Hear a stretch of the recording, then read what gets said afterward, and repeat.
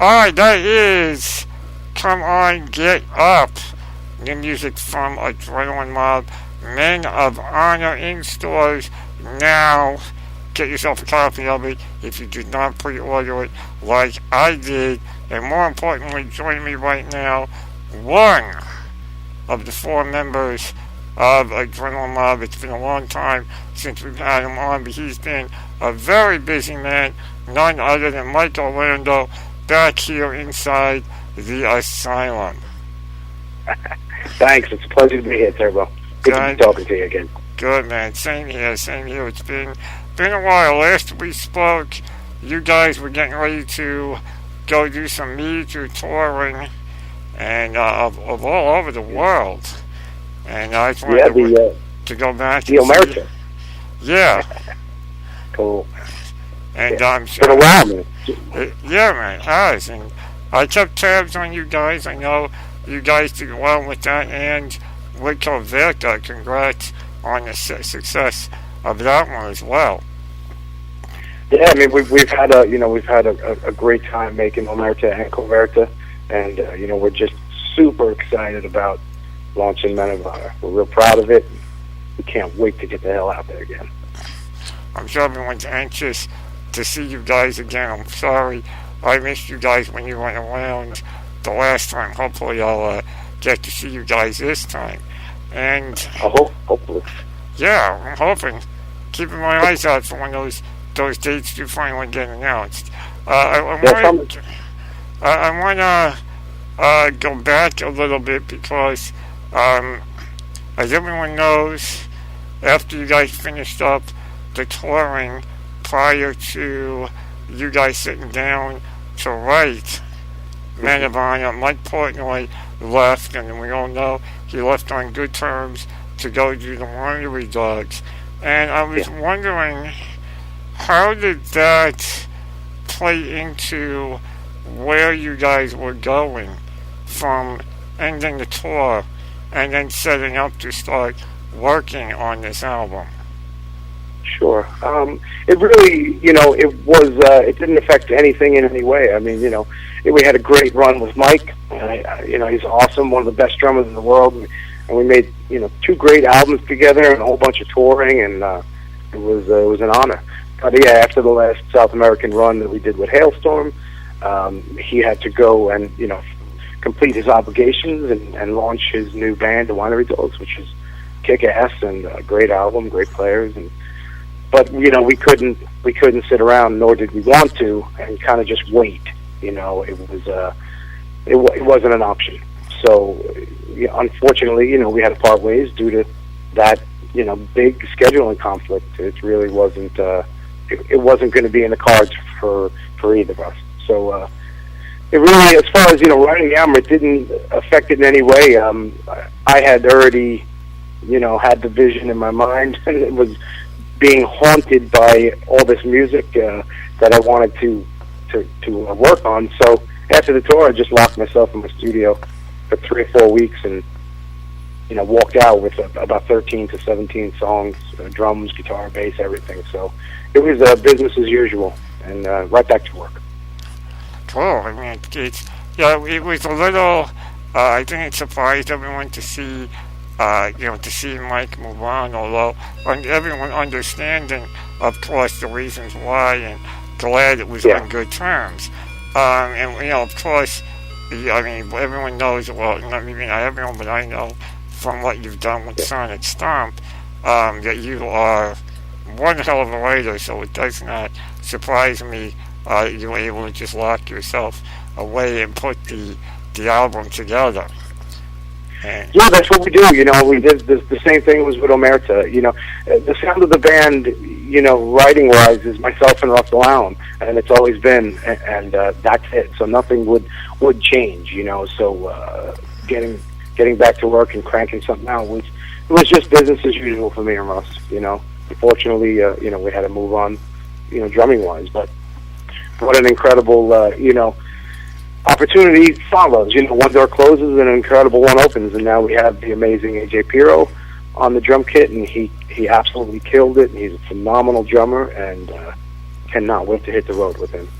Now, how did you guys go about bringing AJ into Adrenaline Lab? Was that a kind of a trickle over from Tread, the project that you were working Yeah. on?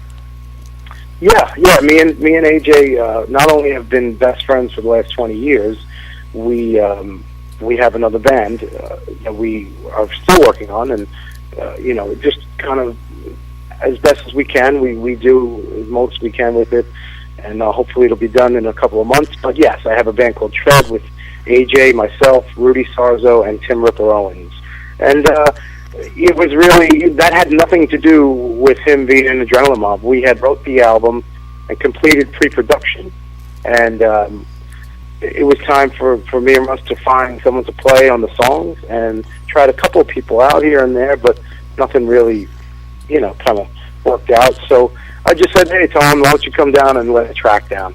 And he actually came down and laid a bonus track that is not on the album, but it is going to be on some special editions or somewhere in Europe, possibly in Japan. But a track called "Gets You Through the Night," and he absolutely slayed it. I played it for Russ; his mouth dropped, and that was it. It was, John Moyer heard it, and he was like, "This is the guy. Are you kidding me?"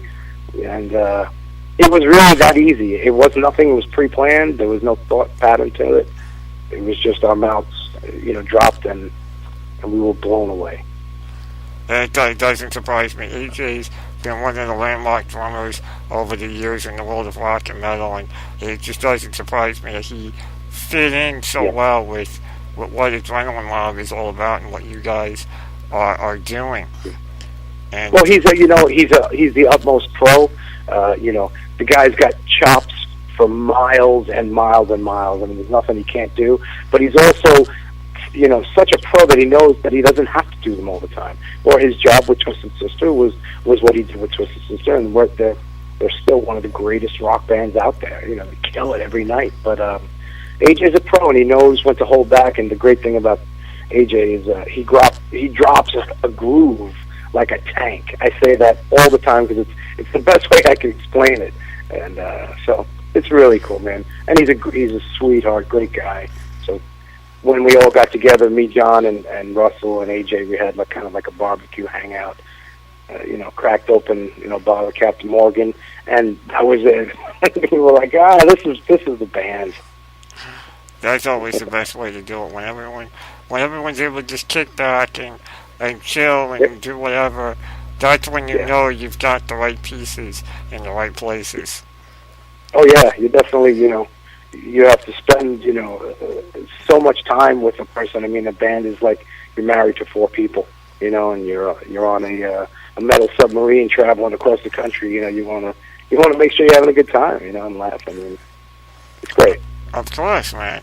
So I've been listening to the album. I got it prior to it being released through the outlets that we get it through, things here in the world of internet radio, and I have just been blown away. And I actually found myself going back to America to try to see the evolution. And what I find interesting is listening to Men of Honor. It's your second full-length album as a band, but yet it sounds like something that it sounds like something that would be more of like a fourth or fifth album down the line in regards to what you guys have added from Omerta. Yeah, I mean, it's definitely I think there's a big. It's not only turning the page. You always want the book or chapter of a band to have some cohesive element where everything sounds like each other. But I think the songs are definitely evolved. They've taken a big jump, but it's also the next page. It's not too much of a jump. We don't want to make any drastic left turns or right turns, but yeah, I mean the production as well. I'm really proud of the sound of it. I mean, I engineered, I mixed, and I mastered everything in my own Sonic Stomp Studios, and me and Russ got a real good working relationship where it's like I think we just both know where we want this to go, and sonically, I knew exactly what I wanted to do, and behind the console. So I think just all the elements came together, and it really is a nice, powerful package.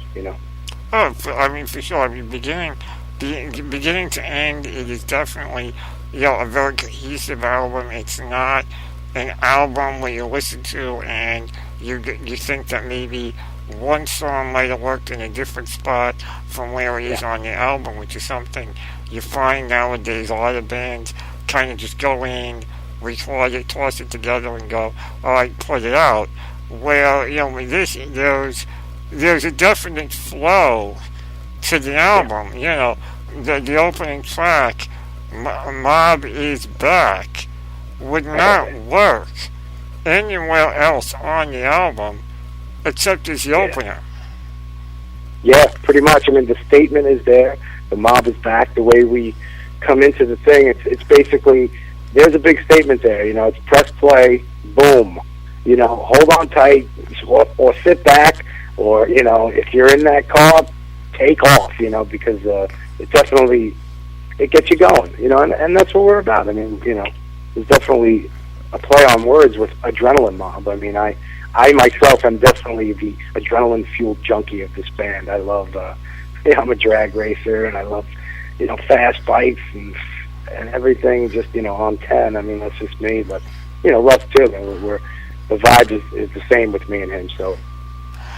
You must be going nuts then with all this cold weather here in the New York area, slowing everybody down. It's insane, this weather on the East Coast. I'm ready for the West Coast. And speaking of slowing it down, I think one of the things that kind of caught me by surprise is the acoustic tracks, and there's not just one, but there's two of them on here, and Behind These Eyes and Crystal Clear are both amazing acoustic tracks. And what made you guys decide, I mean, here you guys are, you're adrenaline mob, you're fast, you're loud, you're hard pumping. Omerta was, heavy and rushing in every track.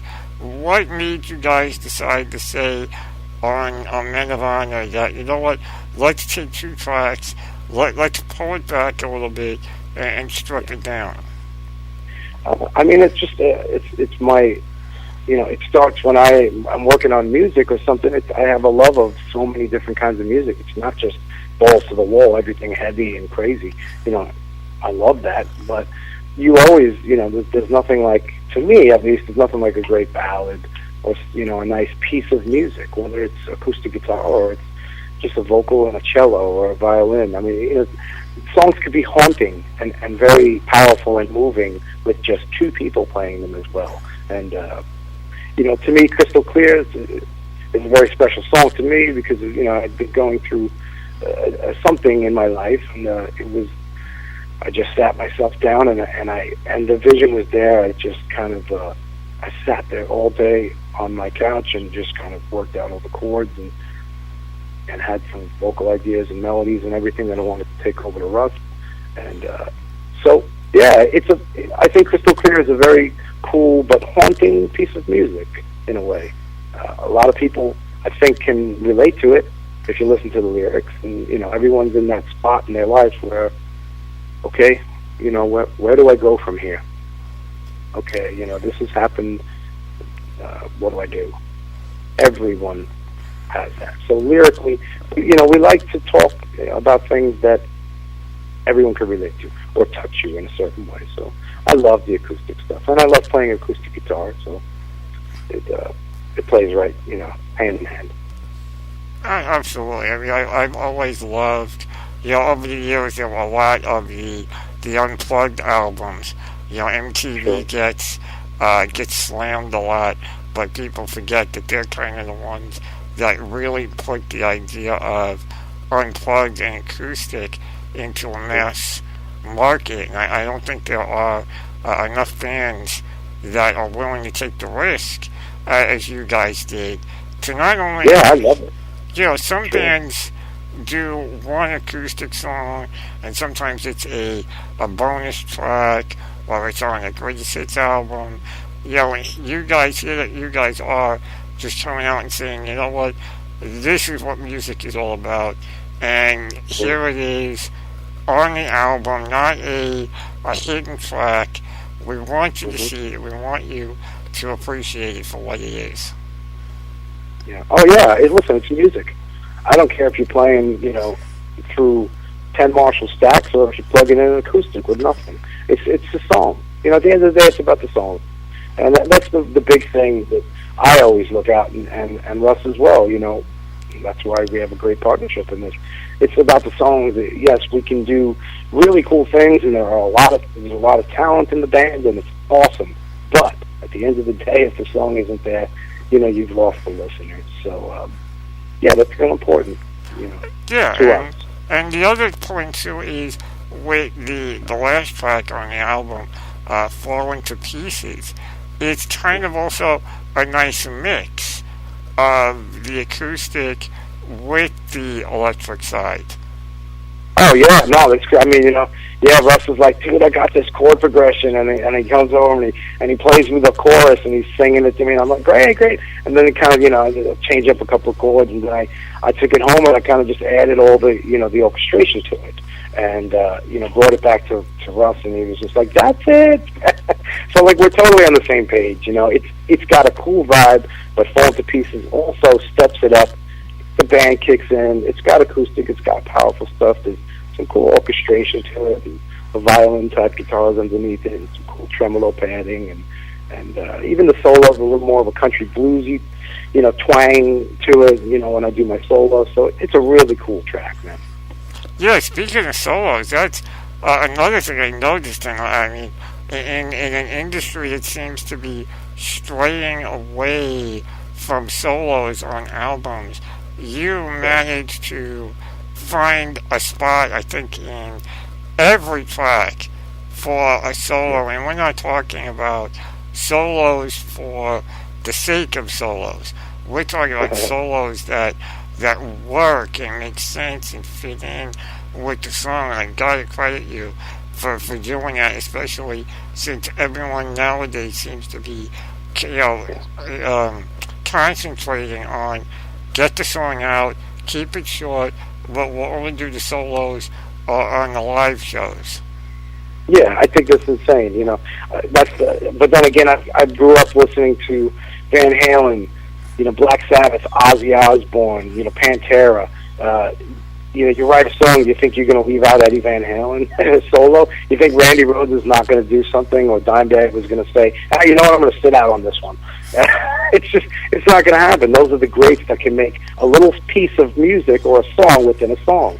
And that's how I think solo should be. It should be something that elevates you. Oh, wow. Okay, great. It should have some kind of cool wow factor. Or just step outside of the pocket at that moment and say, here I am, here's the solo. Hello, and then boom, back to our regularly scheduled program, which is the song. And that's how I think of it.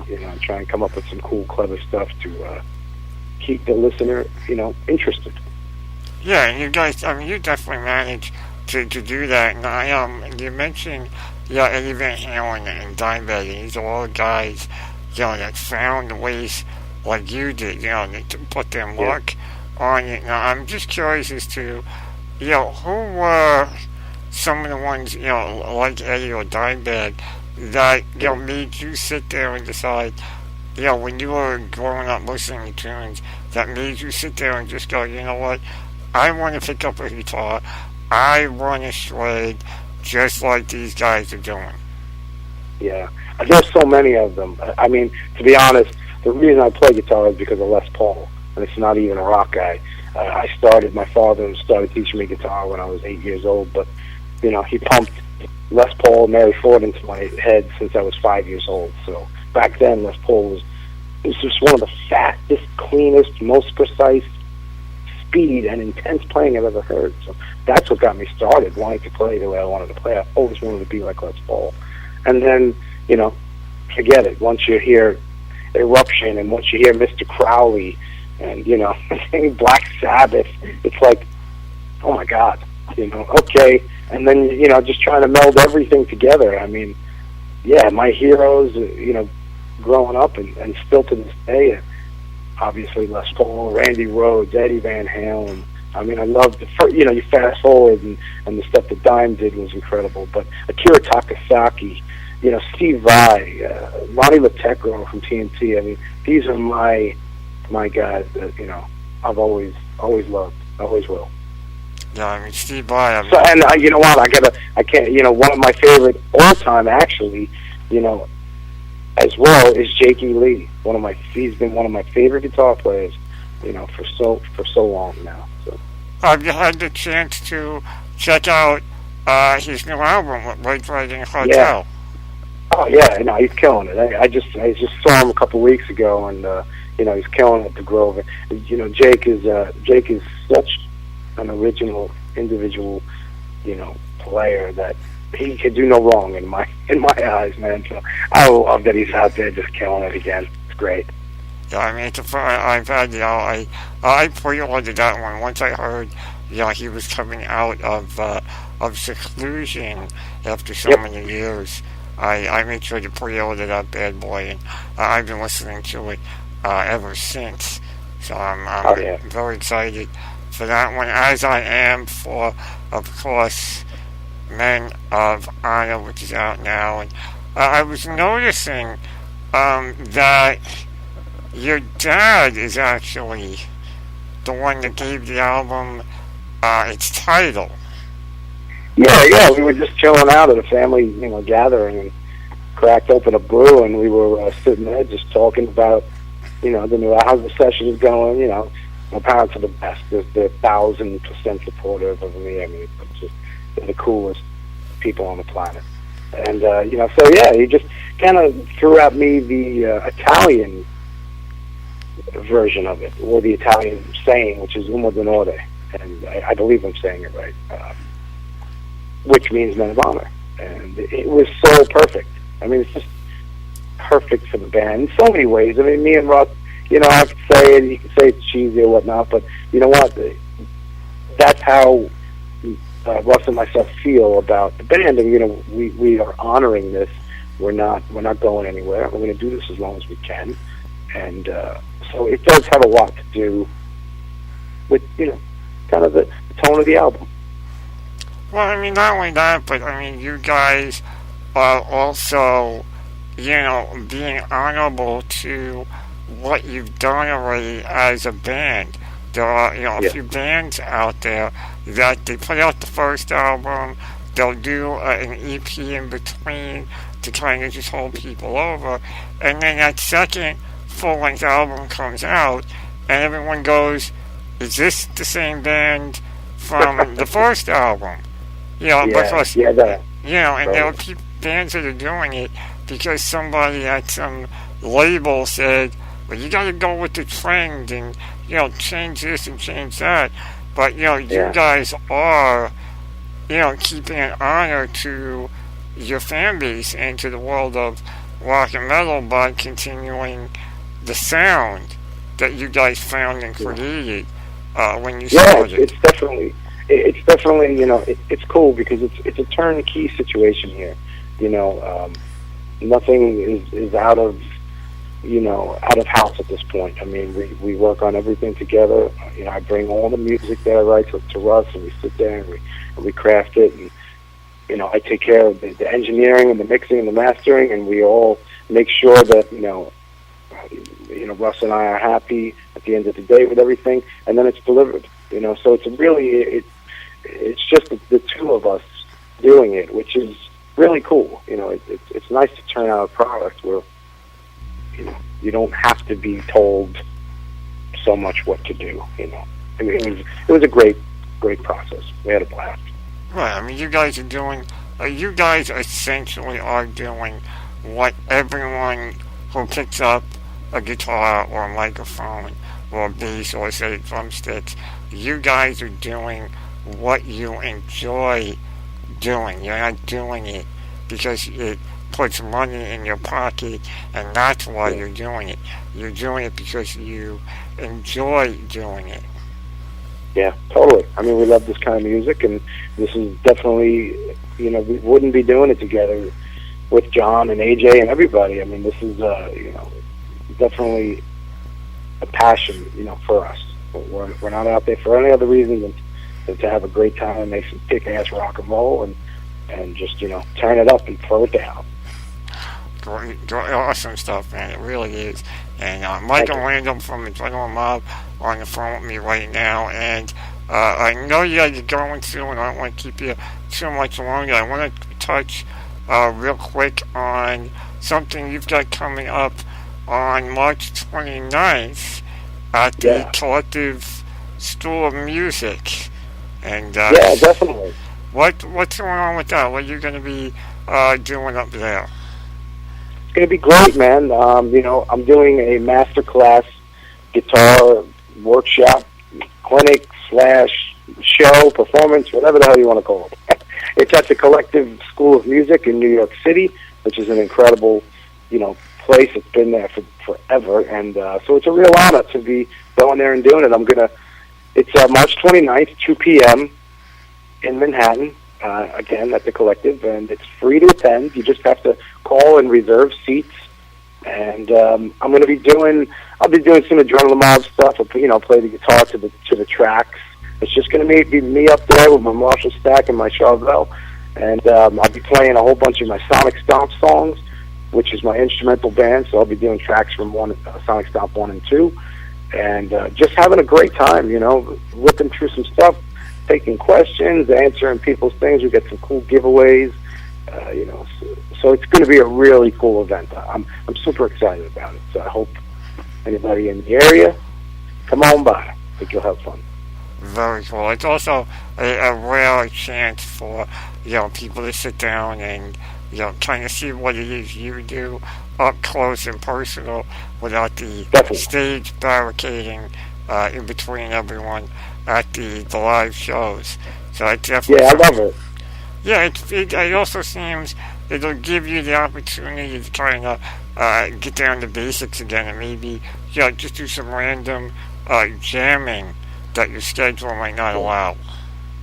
Yeah, I mean it's great. I love to always I get an opportunity to do my Sonic Stomp material. I love it. Before Adrenaline Mob, I was doing the whole Sonic Stomp thing for a while, and I would always tour overseas and to China and Japan and Germany, and I would always do all the big trade shows. For years I've been doing it, and I love doing my Sonic Stomp material. But even more, I love to just kind of be in a room and play some stuff and take questions. And, oh yeah, how do you do that? Well, this is what I do, and it's really cool. It's kind of a laid back vibe, and I hope everyone comes out. Awesome, man. And I gotta ask you real quick. I know we touched on it previously.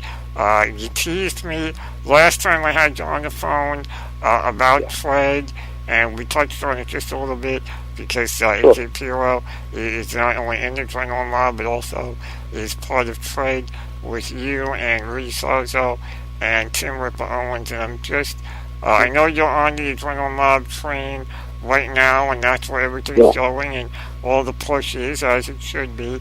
But I'm just wondering what the status of Fred is and how soon we may hear or see something from Fred. Yeah, no, definitely. Musically, myself, Rudy, and AJ, we've laid down, I'm going to say probably 11 to 12 musical tracks already, maybe even more. Tim is kicking ass on them. We've just, I think, ripped through maybe 5 tunes already.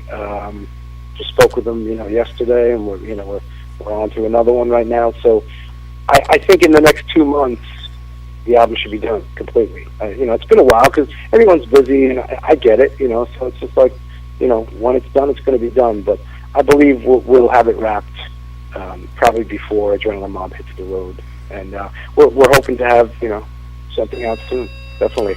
End of 2014, maybe. Awesome, that's good to hear. So definitely new music from you to look forward to. And I know you guys, I know Adrenaline Mob will be out soon. Is there any idea of how soon you guys are going to be going out to hit the road, or are you guys still Yeah. working on those details? Yeah, sure. We're working on it right now. We're definitely going to be coming out and probably doing, I'd say, something along the lines of a 40-city run in North America and in the States, and probably start mid-May, maybe the end of May, second, third week or so. But we'll be out there soon. All right, awesome, man. All right, cool, man. I appreciate that, and thank you for your time tonight here in the asylum. I know you're busy now that Man of Honor is out and in stores. I urge everyone go out, get yourself a copy. Do like I did, be the old fogey. Go buy a CD. You appreciate the artwork better. That's how I am, Mike. I don't know about you, but I prefer the CDs. Me too. I still go to Best Buy and buy my shit. Good, man. Good. I do it all on Amazon. I pre-order There you everything on Amazon. I've had Men of Honor pre-ordered since I think Amazon first put it up. So Awesome. I don't mess around, man. But glad to do it. And what should we play? I've been playing the single since it came out. What should we play? What song do you think would be good to close up our little I'm interview? gonna say a good closer would be Judgment Day. Judgment Day. All right, man. We'll do that now. Mike, again, thank you very much for the time. Hopefully, I get to come out and see you at a live show when you guys are here in the New York area. Here it is right now. New music from Adrenal Mob's latest album, Men of Honor. This is Judgment Day. Awesome.